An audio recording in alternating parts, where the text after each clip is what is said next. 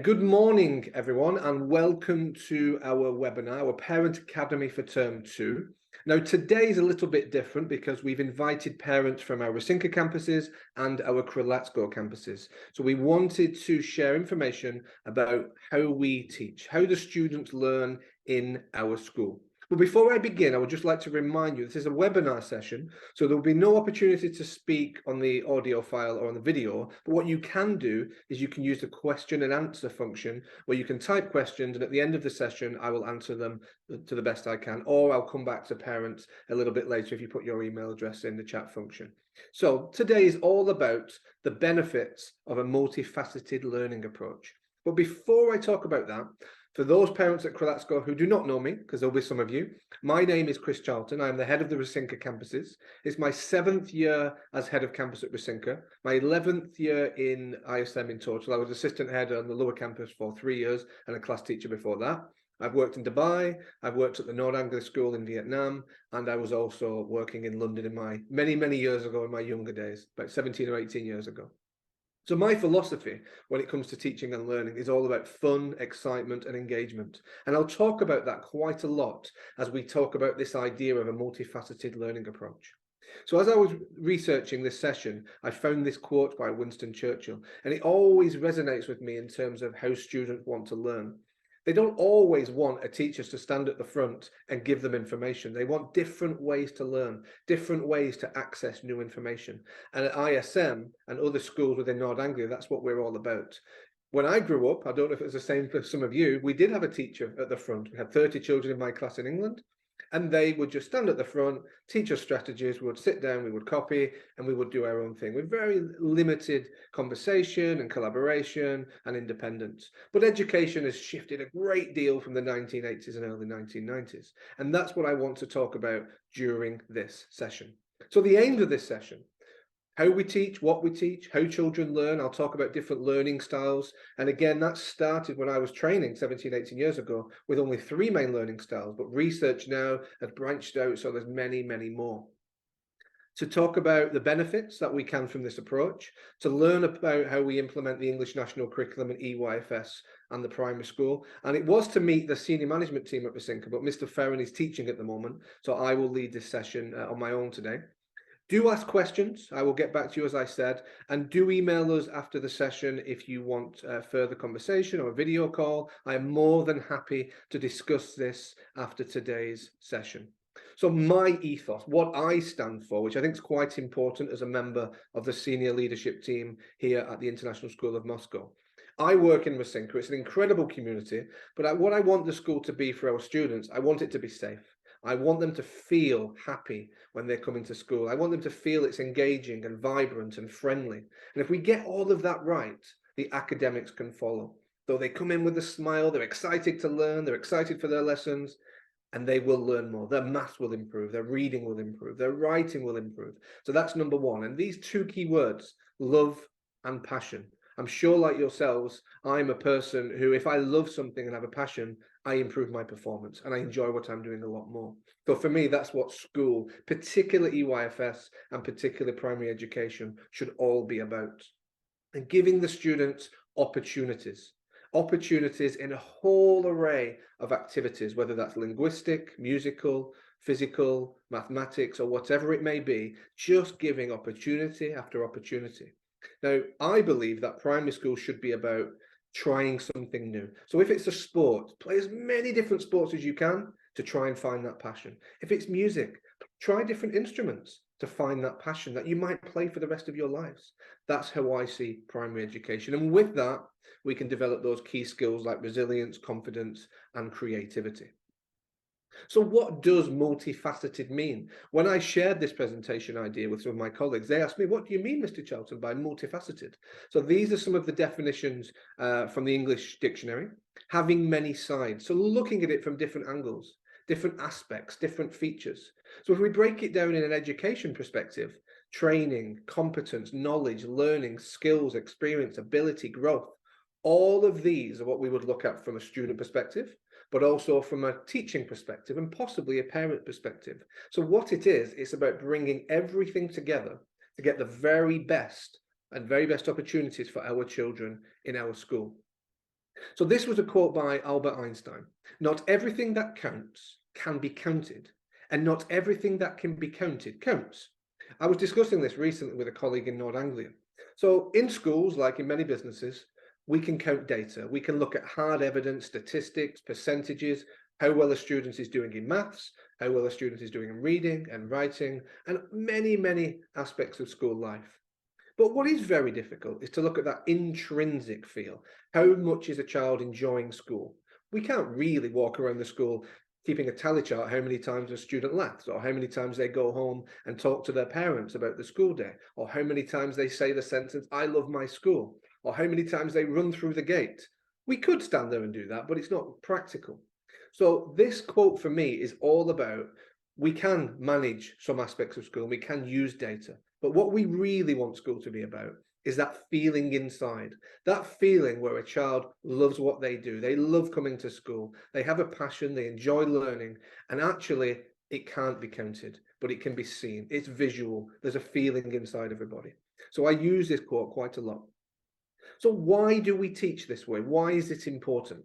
So what we like to have is a 360-degree view of the students. So that's looking at what a student can do from many different angles, whether that's their academic performance, their pastoral, how much they enjoy school. It could be all the different subject areas. We look at their books, we speak to the children, we have leadership opportunities, we have a whole array of events and activities, whether that's in school, outside school, residential trips. So we really try to give the students as many opportunities as possible.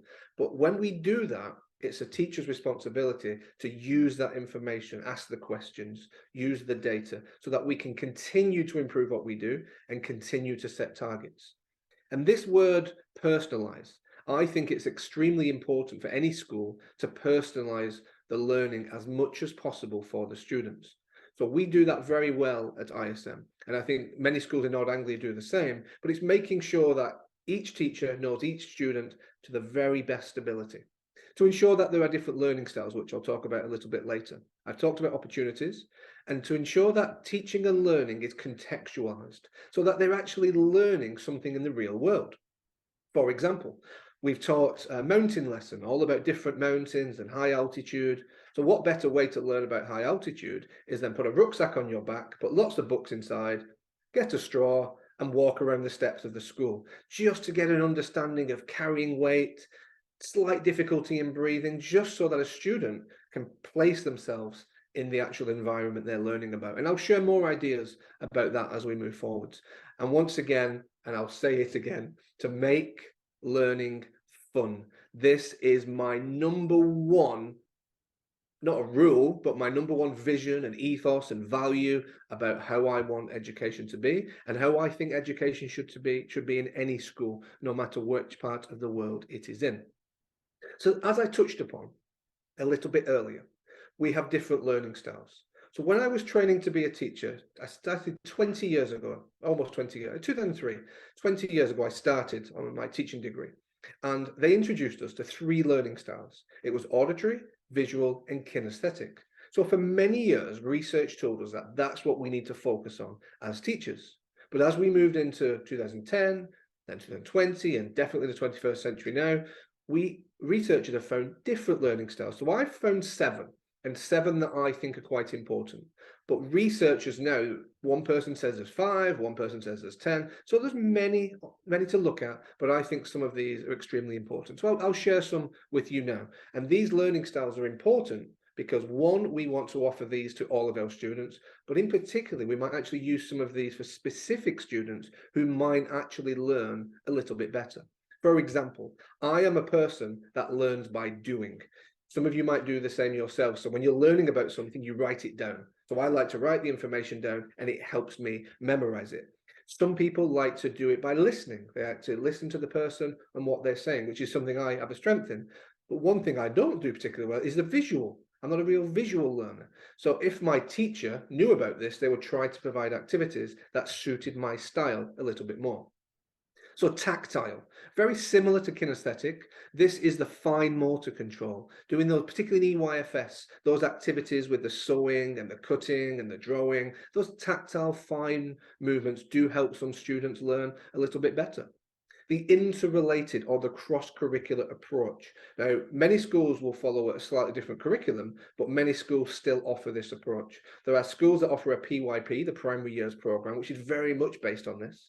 We follow the English National Curriculum, but we still have an interconnected and interrelated cross-curricular approach. So what that means is, if a child is in a maths lesson, there still will be an English element coming in, or a science element, or a technology element where relevant. And we'll talk about STEAM in our school a little bit later, so I'll come back to that. Auditory is very much listening to what somebody is saying in front of them. Sequential, again, we do this particularly in the lower year groups, or if a child's learning a language for the first time, and it's ordering different stories, different numbers, different patterns. Verbal is when you say it back. So some students, what they like to do is when they hear something, they just repeat it, particularly in language learning in Russian or in French or in other languages as well. So it's teacher might say it and the child just responds. Some children learn that way, and as I said, some like to write it down. The learn by doing kinesthetic I've talked about, and the visual is very important, particularly again for our younger students. So we might say it, we might have the sentence on the board, and then we might have a visual cue, whether that's an image on the screen or something like a mannerism or something that the teacher does in the classroom. So all of this is very important. And it's the teacher's responsibility to ensure that there's a range of this on offer. Now, if I'm a parent at home and I'm working with my student, my child, it might be important or valuable to speak to the child's class teacher and ask them, how does my child learn best? And the teacher will be able to talk about that. So then when you're at home with your child, you can also do this. But particularly the younger students in EYFS, they're still finding what works best. So we probably would include all of these. But as a child gets older, year 6, year 7, year 8, they will know at that point, the child will probably know at that point of what learning style suits them the most. And I'm sure as you're all sat there today, you're thinking, well, actually, what works best for me? And not all of them will. As I said, the visual one doesn't work well, the sequential one doesn't work too well for me, but some of the others do. So it's good to think about from a parent perspective, and it's good to think about from a teacher perspective, of course. So this idea of a curriculum that is interdisciplinary, that is adaptable, and that supports the children, particularly students in the 21st century. I've talked about when I grew up, it was a very different learning style in my school in England, but it's changed a lot now. So these global connections linking to outside agencies, we're in Russia, we obviously follow the English National Curriculum, but we try to link as much as we possibly can across all subject areas. So for example, and I've got a slide a little bit later on technology, but it's how can we use technology to impact the learning that we're already doing. It's not how can we have an iPad lesson or a computing lesson. Of course, we need to teach them key skills, particularly coding now, but it's very important that we do that linked to another subject area.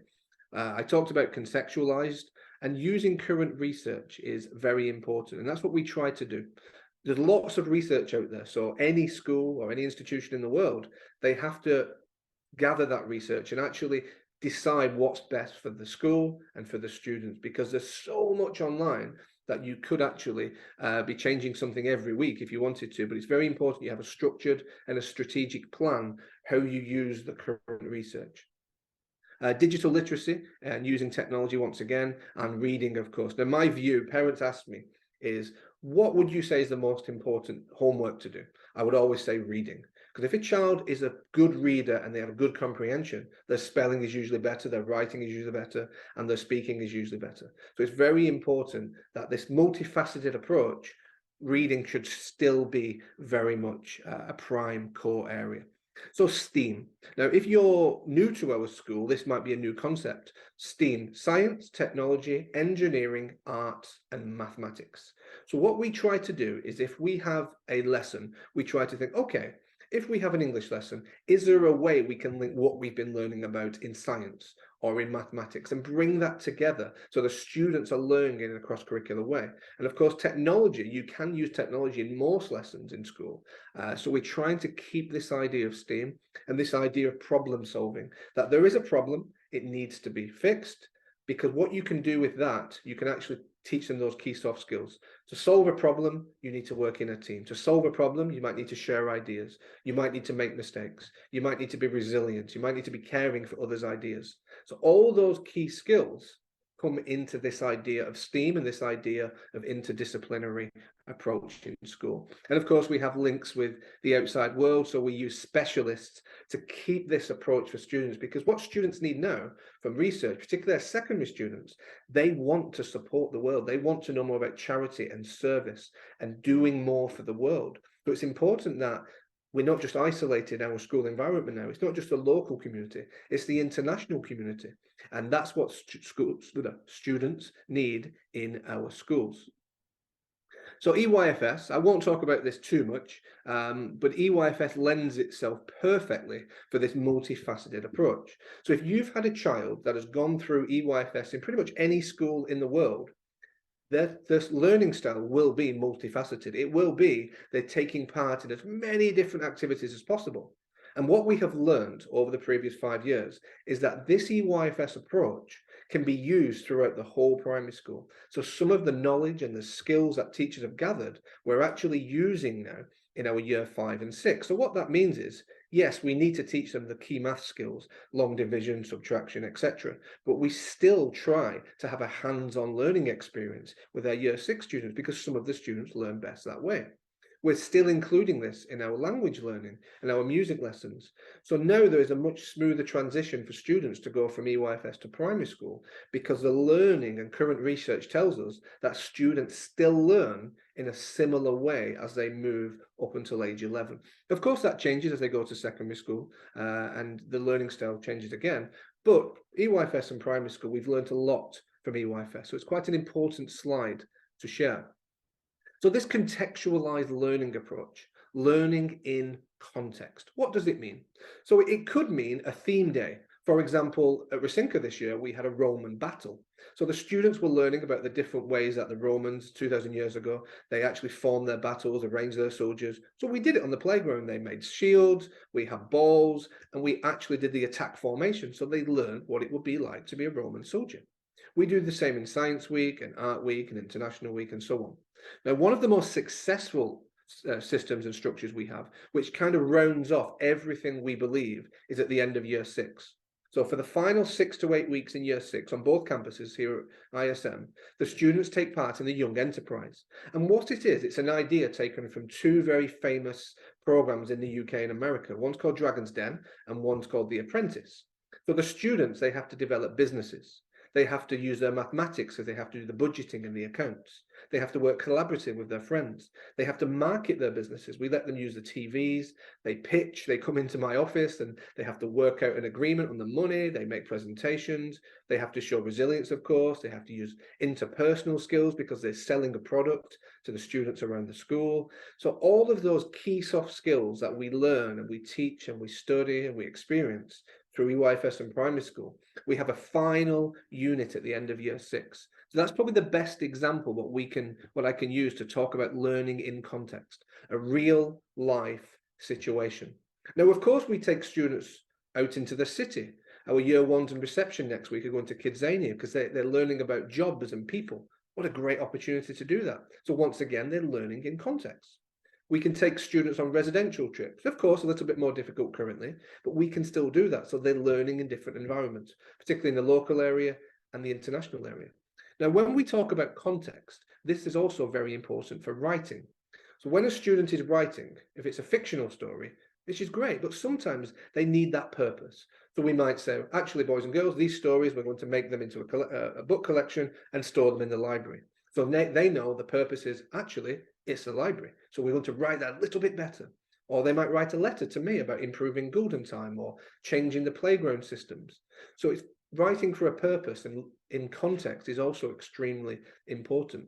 We had students in year 5 this year. We were learning about the Amazon, and they wrote letters to the president of Brazil talking about deforestation and how we can support the local communities in the Amazon rainforest, which was fantastic. We didn't actually send the letters to the president of Brazil, but we wrote as if we would. So once again, writing for a purpose and learning in context is extremely important for our students.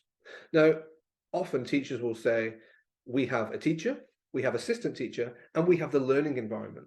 So the learning environment is actually, in some ways, is the third teacher, because the teacher will support the children and will question and will discuss and will talk. and the assistant teacher will do the same. But the learning environment also supports the students. It has key questions on the side, activities they can do, and activities they can do collaboratively and independently. So it's very important that the learning environment is designed to support the students.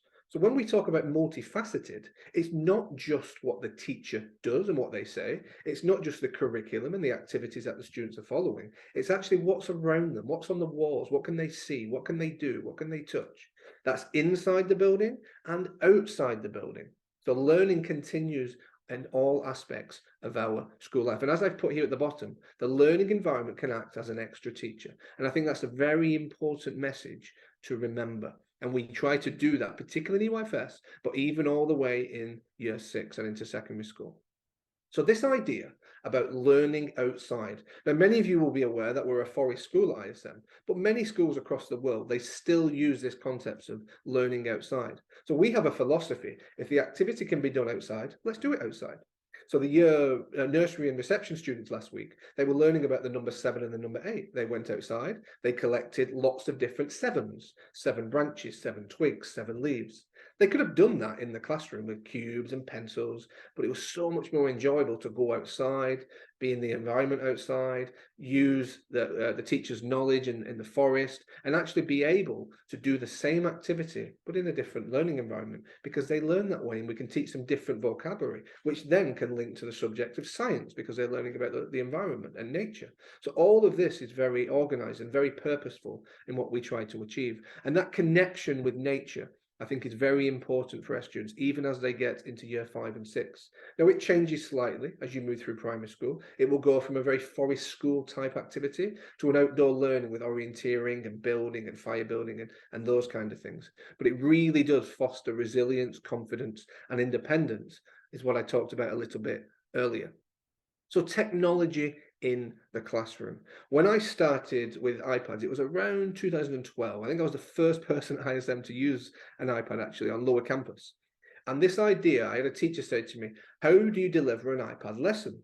So when 10 years ago now, teachers started to think, well, how can I use this device? We have a lesson, everyone has an iPad, we use and we do it. It's not actually like that. For me, I like to use this analogy of it's part of your pencil case. So how I see an iPad is you've got your pencil, your ruler, your rubber, your sharpener, your iPad. And what that is used for is when a student needs it and when they feel that they've got the independence and they can make their own choices, that they use it to have a positive impact on their learning. So for example, if they want to research, or they want to create or make notes or draw or take a picture that will help them with their writing. So we see the iPad as actually just an extra part of the stationery set. It does engage learning, and we've seen that particularly through Seesaw, particularly through Teams and other online platforms. And as long as the student has those key skills to use the iPad, it can have a positive impact on learning. And those key skills, just to go all the way back, we don't teach them necessarily in an isolated lesson. We will teach them the iPad skills through a computing lesson or a maths lesson or an English lesson or a science lesson or even a PE lesson or a music lesson. So we try to integrate it. The idea of multifaceted is that it's all over, many different sides, many different opportunities. It definitely boosts collaboration, supports learning, and we can use iPads on field trips, and we can use them in the playground and at swimming. I saw the swimming teacher last week. They got the student to record another student swing in a certain stroke, and then they assessed each other by looking at the technique. They use a slow motion so they can look at the arm movement in the pool. So it's not just in the academic subject. I've seen the music teacher teaching how to hold the flute so the student could see themselves doing it. So iPads can be used in many different ways, but just to be clear, I think it's very important to remember we see, and I think schools should see, the iPad as just an extra part of what a child needs in school, and it should be fully integrated. Now, multifaceted. Of course, I've talked a lot about what the school can do, what the teacher can do, what the environment can do in school. But the parent is also extremely valuable in this whole process. So for example, today I'm delivering this session just to give parents a better understanding of how we teach, why we teach, and how you can support your child at home. So these idea of parent academies and webinars, we do hope they have a positive impact so that parents can have a greater understanding of what we do in school. We have open days. So for example, September in 2022, we invited parents in school. again, to see what we do, how we do it, and what impact parents can have to support learning. So this idea of parents being involved in school, once again, creates that multifaceted, that extra layer to support our students. Because what we all want, and what every parent wants, is for their child to be safe, for them to be successful and do well in school, to make progress, and to have many friends and opportunities. And it's very important that the parents are used and utilized to support our students in school. And that communication is absolutely key. And I put on here guest speakers. And once again, that links to contextualize, because you might have a parent who works in the dentist industry and we're learning about teeth. So rather than the teacher show videos or the teacher talk about it, read books, which is all great and we will do, but it's also important we get an expert to come in, and that could be a parent. So we try to utilize that as much as we possibly can. So the idea of enriched curriculum, what is an enriched curriculum? So we have our core curriculum, which are the subjects, for example, maths, reading, writing, science, linguistics, sports, etc., etc. But again, to have that multifaceted approach, it's really important that you go beyond your regular curriculum. Many schools in the world will have a good, solid curriculum, but what do they do on top of that? That's what makes a school from good to outstanding.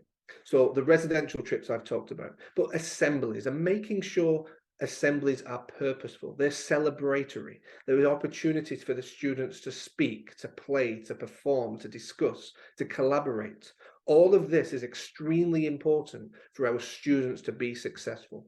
Service and charity, opportunities in the local and the international community. And again, many schools will do this, but the very best schools do this well. Now, I believe student leadership is absolute paramount for our students to be successful, because the schools that we're working in, our students will be the leaders of companies when they are older. They'll be leading businesses and CEOs and possibly politicians. I'm not sure what they'll be, but they will be definitely involved in high level positions where they will be expected to lead. They'll be expected to speak publicly. So we create many opportunities for them to do that, whether they speak in assembly or they lead a presentation or they actually lead a talent show and do all the speaking.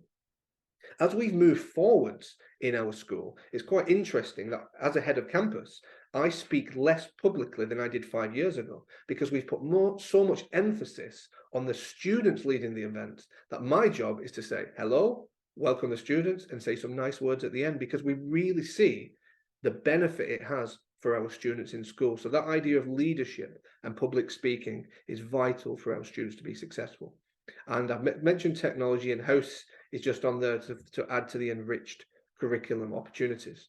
Now, most of the things I've said have been linked to academic or pastoral. So pastoral is about how much a child enjoys school, the fun, the engagement, the vibrancy, as I talked about before.